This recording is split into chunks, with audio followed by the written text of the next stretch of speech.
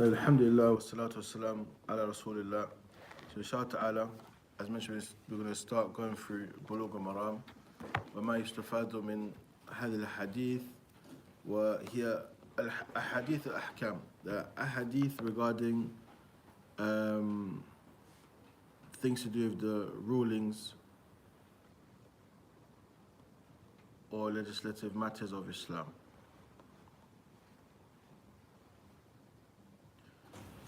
وهذا يعتبر يعني فقه, يعني تعلم الفقه من الحديث. And a person studies fiqh by way of the study of hadith.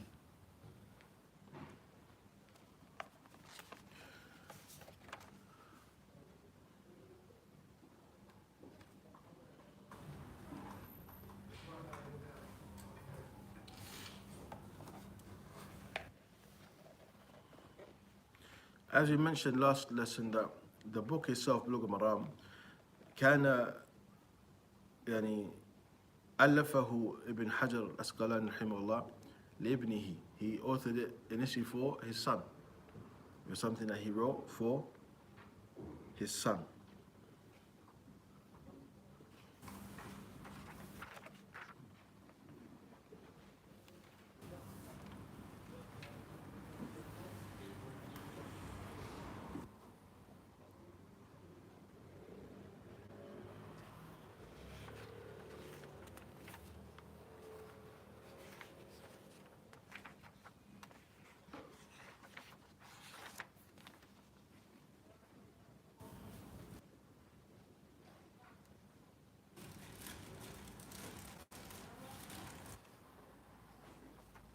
So he mentions كتابة الطهارة.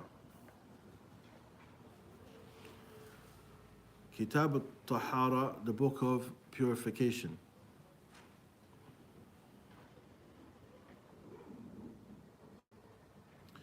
Of the things that is mentioned, you have Kitab, which is the general chapter. Then you have Bab, which is a sub-chapter. Then you have Mas'ala, yani a point that is mentioned within that chapter. So here it says, Bab al-Miyah, the chapter of types of water.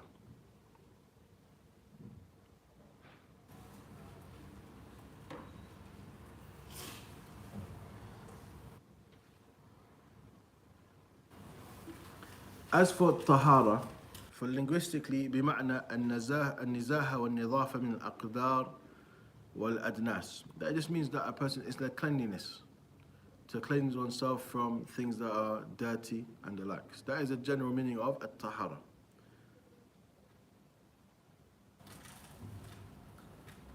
أما في الشرع, as for regarding the istilahan, the meaning according to the science of fiqh, هي رفع الحدث وما في معنى الرفع بالماء أو التراب الطهورين وزوال النجاسة. That it means that is to remove spiritual impurity and whatever is in the meaning of that with water or dirt that is pure and removing impurities.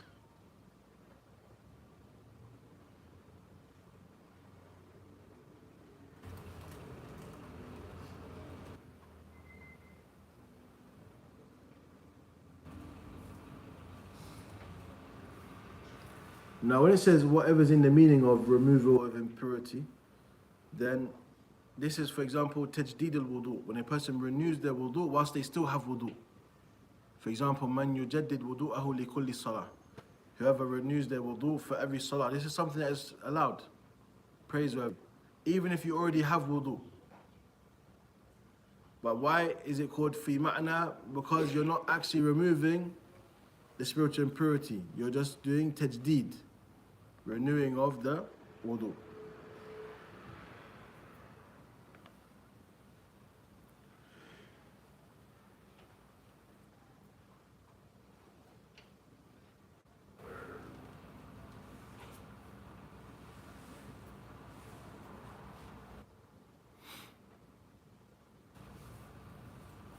Now, of the things that's mentioned regarding aqsamul miyah, the types of water.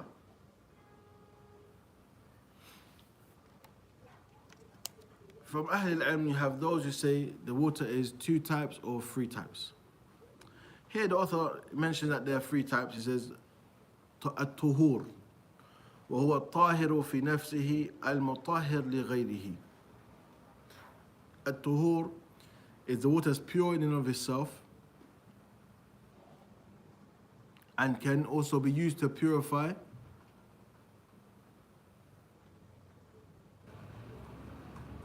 Can also be used to purify. Then you have tahir. The second one says tahir, which is pure. لكن طاهر في نفسه غير المطهر لغيره. i.e. it's pure within itself, but you cannot use it to purify something else or yourself. It cannot be used as a means of purification. It's pure, but it cannot be used as a means of purification. And najis, which is impure. هو الذي ليس بطاهر في نفسه ولا يطهر غيره. So it's the water is not pure in and of itself, nor can it be used to purify.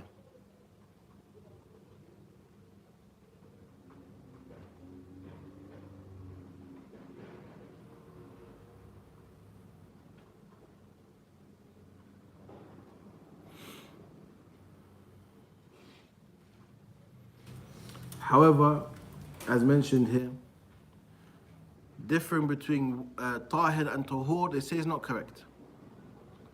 That you should just say the water is either tuhur or najis. And that was the opinion of Shaykh Islam ibn Taymiyyah rahimahullah. They said water is either tuhur or najis. Because when we look at what is referred to as tahir, they say it's no longer referred to as water. For example, if I had water and I put a tea bag in it, what's it going to become? Tea. It's no longer called water. Is it impure? La, it's tahir, but it's not tahur, because it's no longer called water either.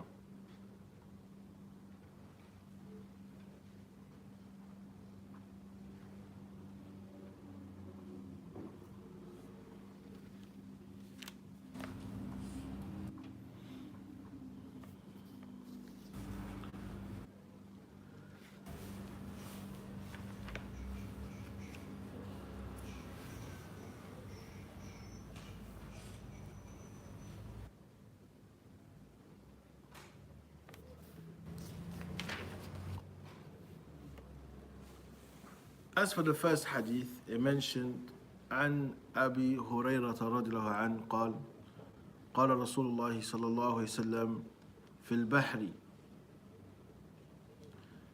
هو الطهور ماؤه الحل ميتته أخرجه الأربعة وابن أبي شيبة واللفظ له وصححه ابن خزيمة والترمذي.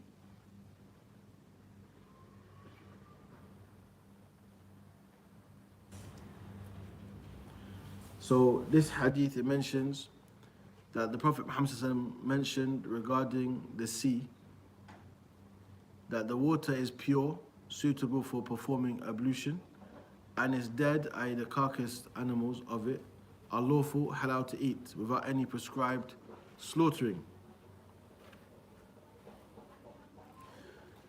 Now,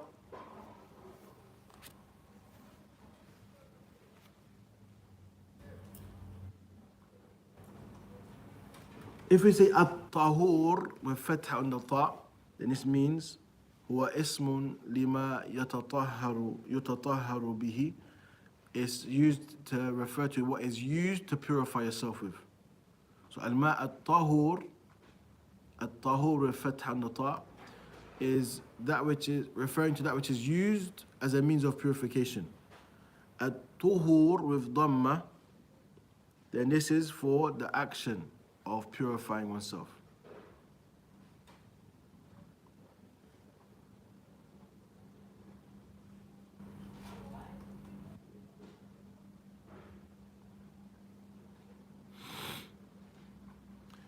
Now, this hadith is mentioned because they asked regarding the purification of using the seawater as a means of purification, not regarding it being pure in and of itself. And is it pure? They asked regarding, can it be used as a means of purification? It can. No.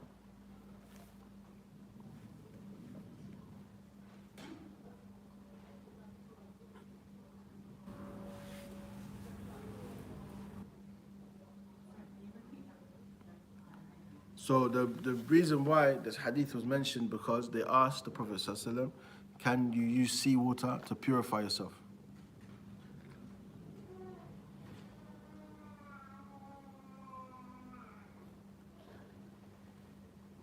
And it mentions that yes, the water in and of itself is tahur, and it can be used as a means to purify yourself. And the dead is halal. And if you saw a fish and it was dead, you can eat it. You don't slaughter fish. But if you used to find land animals dead, that cannot be eaten. Allah says, إنما حرم عليكم الميتة والدم ولحم الخنزير وما أهل به لغير الله.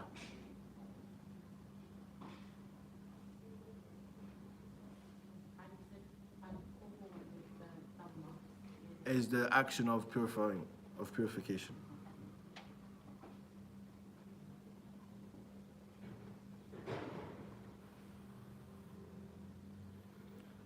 What they mention as evidence for this is because Allah says, فَلَمْ تَجِدُوا مَاءً فَتَيَمَّمُوا صَعِيدًا طَيِّبًا. And here the water is general. Ma'an, any am is general. That which is considered to be water. And also, where Allah says, وَيُنَزِّلُ عَلَيْكُم مِّنَ السَّمَاءِ مَاءً لِيَطَّهِّرَكُمْ. So لِيَطَّهِّرَكُمْ بِهِ. Allah has sent down from the skies water for you to purify yourselves with it. Again, so it's general that it can be used as a means of purification.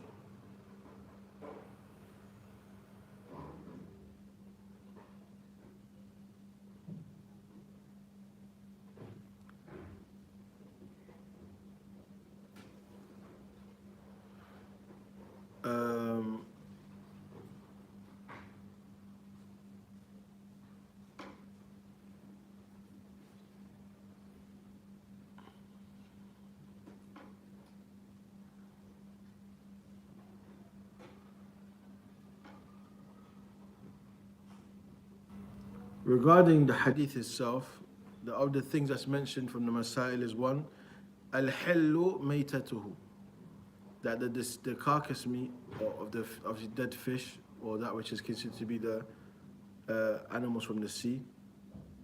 Then ما مات فيه من دوابه مما لا يعيش إلا فيه لا ما مات فيه مطلقا. It's regarding that which lives in the water that dies within it, not that something dies in the sea. So if an animal died in the sea, that doesn't make it halal. It's the animals they only live in the sea. Those animals that only live in the sea, then if they are found dead, you're allowed to eat it. Okay.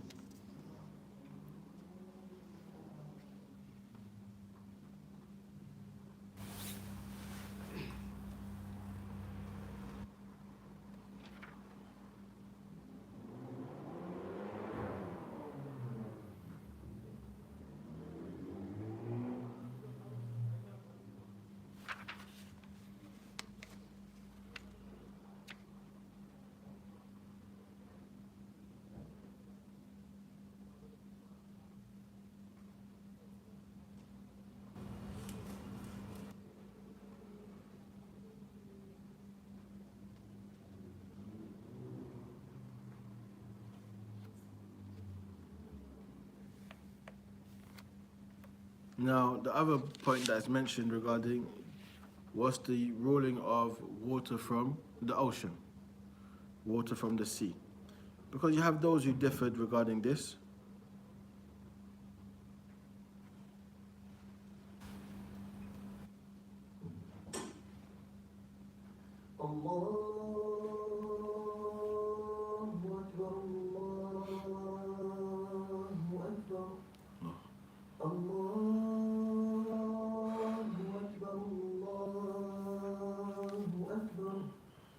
أشهد أن لا إله إلا الله أشهد أن لا إله إلا الله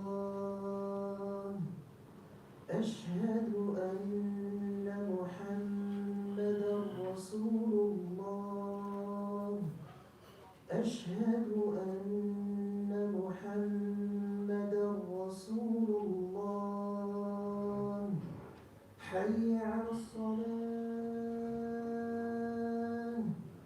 حي على الصلاة حي على الفلاح حي على الفلاح الله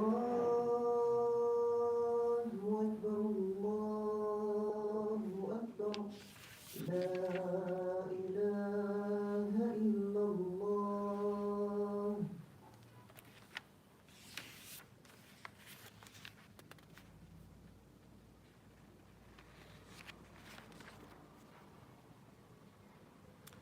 Now, so as we mentioned, there are those who differ regarding um, the usage of seawater. As I mentioned, that you have Sahan ibn Amr in the Abi Ubaid.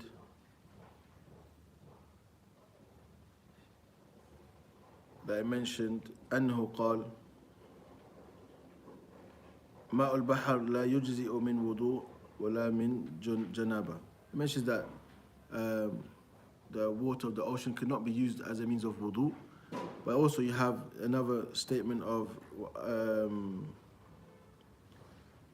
an Ibn Umar that it mentions التيمم أحب إلي من الوضوء من ماء البحر. That tayammum was more preferred for me than making wudu from the seawater. But it mentions that if we look at this now, that perhaps this hadith had not reached them. This hadith had not reached them. As I mentioned, that it was authentically narrated that Umar ibn Khattab said, وَأَيُّ مَاءٍ أَطْهَرُ مِنْ مَاءِ الْبَحْرِ. And what water is more pure than water of the sea? What water is more pure than water of the sea? So, from this we know that the difference may have been based on the hadith regarding the purity of the seawater had not reached those who had taken the opinion that it shouldn't be used. As this hadith is clear regarding at-tahur ma'uhu, that the water is pure, and pure in a way that it can be used to purify oneself and one's clothes and the likes. So i.e. for raf' al-hadath and also izalat al-najasa, by removing the spiritual impurity and the physical impurity, then it was permissible to be used. So that's what was mentioned regarding that first hadith. So from this we learn that the seawater is permissible to be used for wudu and cleansing oneself, and also the deceased from that which lives in the sea, of the different types of fish and the likes. If they are found dead, then one can eat them without slaughtering. Whereas land animal, حيوان البر, land animals, even if they die in the sea, it does not make them halal. Al-mayta haram. Illa maytatul bahr. So deceased, any carcass meat in general is haram, except for the deceased of the ocean, that which lives in the sea, that lives in water.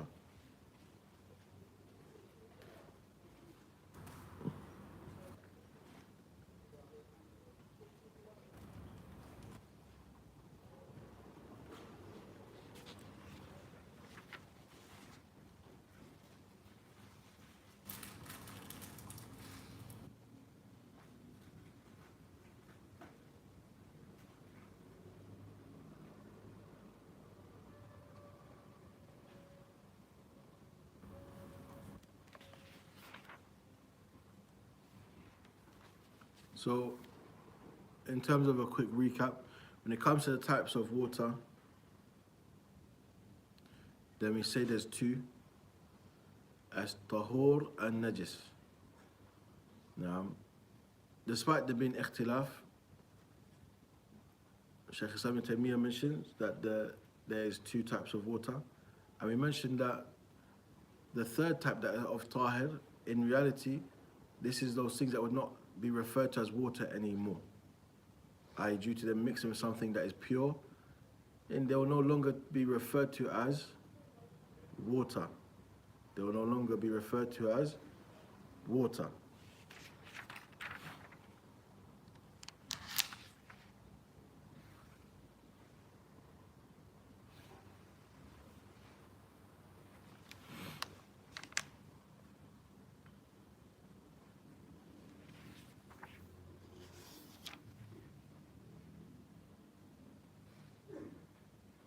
So the things that are to be discussed and what's to come, inshallah, will be the amounts of water that cannot become impure when you talk about stagnant water and the likes. So you have, for example, some of the hadith we mentioned, they're not going to be authentic. However, sometimes the meaning that is mentioned within them are. So we'll clarify regarding those hadith that are not authentic. And to be honest, we won't really give them much attention unless there's something derived from them of benefit, that there's shawahid. There are other hadith that serve as evidence for that hadith. Also,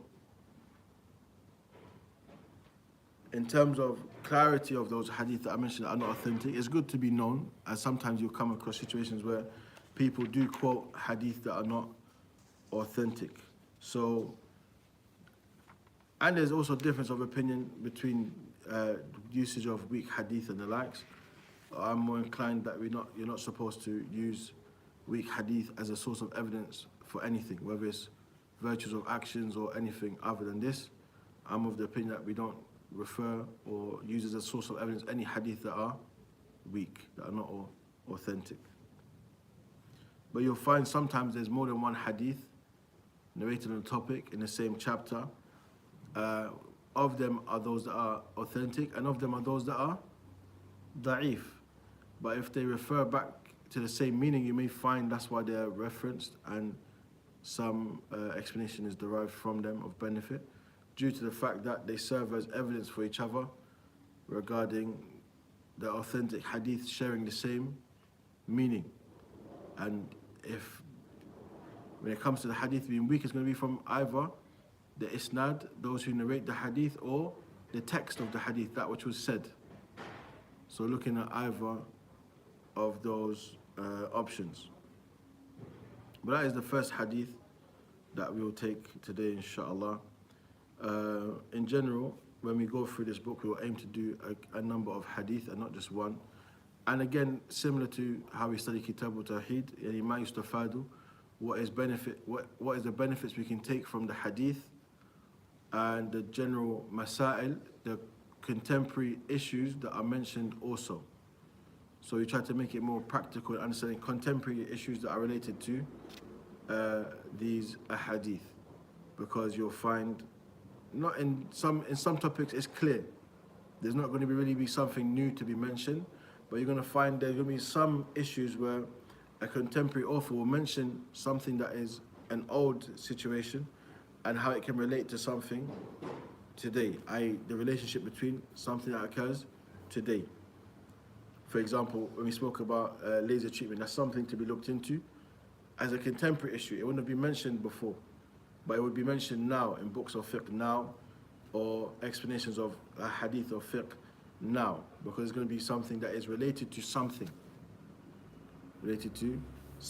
So we'll see the likes of this. The reason why we start off with water, Kitab al-Miyah, matters to do with water, because from the shurut of the salah is al-wudu, al-tahara. Wa asl al-tahara bil-ma. The foundation of tahara is to be done with water. And the only time we're allowed to go to other than water is when there is a legislative excuse. either water is not present and there's no water, or the usage of water will cause harm.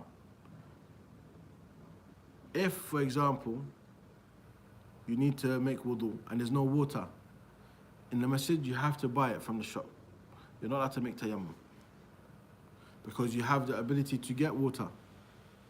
So if the taps in the masjid was not working, but you have a shop next door or nearby in close proximity, you would have to buy water to use for wudu. But let's say you're in a desert, you're traveling for a long time, and the water you have is only sufficient for drinking water. Then you don't use that water for wudu, you would make tayammum. You would make tayammum. So the asl of tahara is water.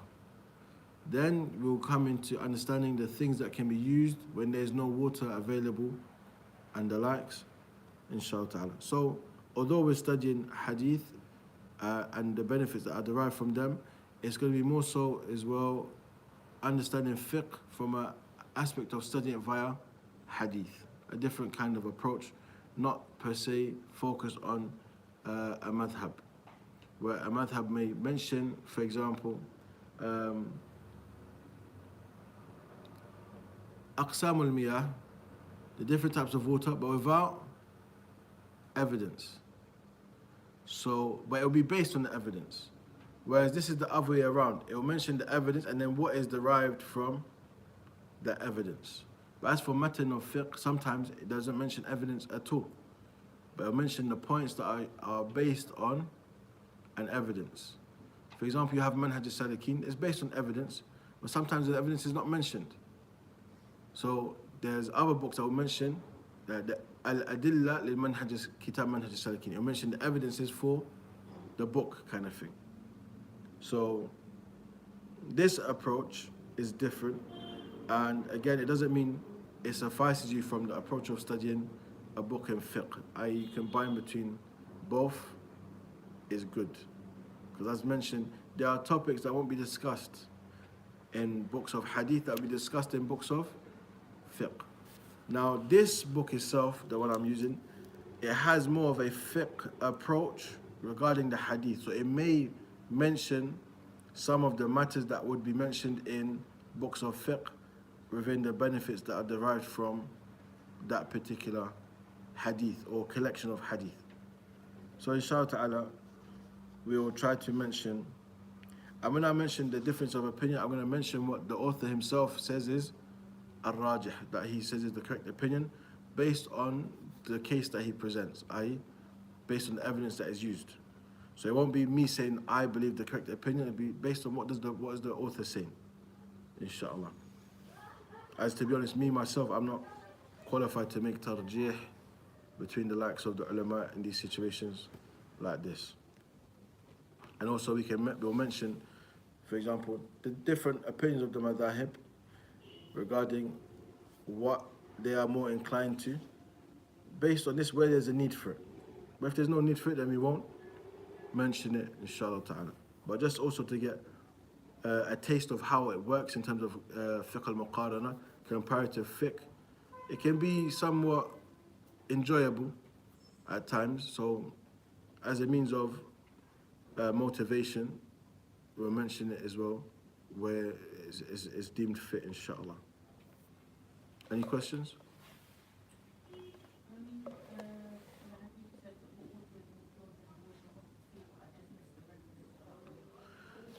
That one was said to be by Umar ibn Khattab.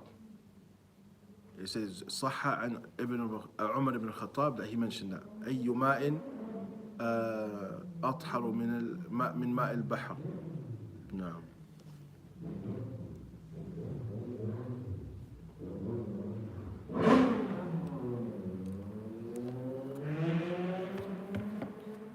So we'll stop here, inshallah. After Salah, those who are memorizing, I'll come about 5-10 minutes, give you time to pray sunnah and quick recap. Not reading today? No one today? Okay, khalas. So next week, inshallah.